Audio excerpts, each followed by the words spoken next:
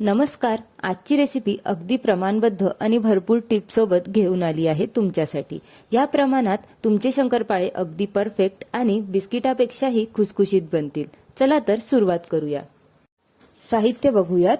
वजनी प्रमाणात मैदा अर्धा किलो आहे, साखर 200 ग्राम, दूध 125 ग्राम आणि तूप 125 ग्राम. जर वाटीने सांगायचं झालं तर मैदा हा 5 वाटी होतो, तूप 1 वाटी ते पण वितळून घ्यायचं 1 वाटी आणि 1 टेबलस्पून, साखर 1 वाटी 2 टेबलस्पून, दूध 1 वाटी 1 टेबलस्पून. आता घरातली कुठलीही वाटी घ्या आणि त्यांनी तुम्ही अर्धा किलो मैदा मोजून घ्या आणि त्याच प्रमाणात तुम्हाला दूध मोजायचंय. थोडाही मैदा तुम्ही शिल्लक घेतला तर इकडे अर्धा चमचा पोहे खायच्या चमच्याने तुम्ही थोडं थोडं साहित्य वाढवून घ्या. आणि साखर तुम्हाला जास्त आवडत असेल तर तुम्ही साखरेचं प्रमाण थोडं वाढवलं तरी चालेल. आता एक जाड तळाची कढई घ्यायची, त्यामध्ये 1 वाटी आणि 1 टेबलस्पून दूध टाकायचं.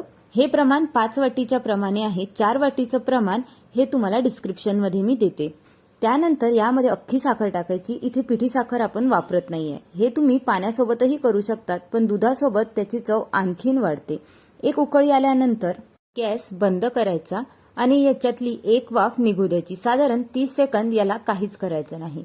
30 सेकंदानंतर यामध्ये जे वितळून घेतलेलं तूप आहे ते पण नॉर्मल रूम टेम्परेचरवरचं असावं आणि दूध सुद्धा नॉर्मल रूम टेम्परेचरवरच असते. ते घ्यायचं आणि यामध्ये तूप टाकायचं जे वितळून घेतलेलं आहे. तुम्ही जास्त प्रमाणात करत असाल तर त्या प्रमाणात तुम्ही थोडं थोडं प्रमाण सांगितलेल्या प्रमाणापेक्षा वाढवून घ्या. आता हे तूप यामध्ये टाकल्यानंतर अर्धा मिनिट याला नीट मिक्स करायचं आणि याला असंच ठेवून द्यायचं. साधारण 10 ते 20 सेकंद याला हात लावायचा नाही आणि यामध्ये मैदाही टाकायचा नाही. आता 10 ते 20 सेकंद झाले आणि यामध्ये थोडा थोडा मैदा टाकायचा. एकदम जर तुम्ही मैदा टाकला तर ते भांड्याच्या बाहेर येऊ शकते. याला व्यवस्थित असं मिक्स करून घ्यायचं. आपल्याला हलक्या हातानेच याला मिक्स करायचं आहे आणि झाकण ठेवून याला 2 मिनिटं असंच ठेवायचं. 2 मिनिटं झाली आहे. झाकण काढून घ्यायचं आणि एका परातीत किंवा ताटात हे मिश्रण काढून घ्यायचं आणि प्रोसेस लगेच करायची. जास्त वेळ या मिश्रणाला झाकून ठेवायचं नाही. मॉइश्चर निघू नये म्हणून आपण झाकून ठेवलं होतं. हे मिश्रण गरम असतानाच मळायचं आहे. जर तुम्ही जास्त वेळ याला झाकून ठेवलं तर आता थंडी असते, त्यामुळे ते तूप थिजते आणि मग आपल्याला गोळा हा व्यवस्थित मळता येत नाही. आता सुद्धा हाताला मला चटके जाणवत आहे. जर तुम्हाला जास्त चटके जाणवत असतील तर तुम्ही वाटीने किंवा प्याल्याने याला व्यवस्थित मिक्स करू शकतात. नंतर याचे या आकाराचे गोळे बनवून ठेवायचे आणि याला झाकून साधारण अर्धा तास किंवा तुम्ही जास्तीत जास्त 2 तास सुद्धा ठेवू शकतात. मी इथे 1 तास याला झाकून ठेवलं होतं, मुरायसाठी ठेवलं होतं. आता 1 तासानंतर याला खलबत्त्याच्या साह्याने किंवा तुम्ही बेलण्याच्या साह्याने मागच्या बाजूने याला कुटून घ्यायचं. अगदी थोडा थोडा गोळा घेऊन कुटलं तर तुम्हाला जास्त हात दुखणार नाही. जेवढं पाहिजे तेवढं घ्यायचं आणि बाकीचं झाकून ठेवायचं. आता याची पोळी लाटताना याला व्यवस्थित लाटायची. हे ओबडधोबडच लाटल्या जाणार आहे. गोळे सुद्धा ओबडधोबडच तयार होतात. साधारण 1 सेंटीमीटर जाडीची याची पोळी लाटून घ्यायची आणि मध्ये जर तुम्हाला वाटत आहे की हे थोडंसं तुटत आहे तर त्याला हाताच्या साह्याने व्यवस्थित करून घ्यायचं. इथे मी तुम्हाला 3 आकाराचे शंकरपाळे कापून दाखवते. हा आहे लहान आकाराचा शंकरपाळा. तुम्हाला हवा तसा आकार द्या. एक मध्यम आकाराचा शंकरपाळा आणि एक मोठ्या आकाराचा शंकरपाळा. तुम्ही याची जाडी बघू शकता. ज्यावेळेस हे तळून होते त्यावेळेस याच्या लेयर्स खूप छान अशा निघतात. जर तुम्हाला असं कुठेही वाटलं की हे पीठ सैल झालंय तर तुम्ही यामध्ये मैदा टाकू शकतात. आता तेलाचं तापमान बघूयात. या तेलाचं तापमान हे गरम असावं. अगदी कडकडीत गरम नको, त्यापेक्षा थोडं कमी.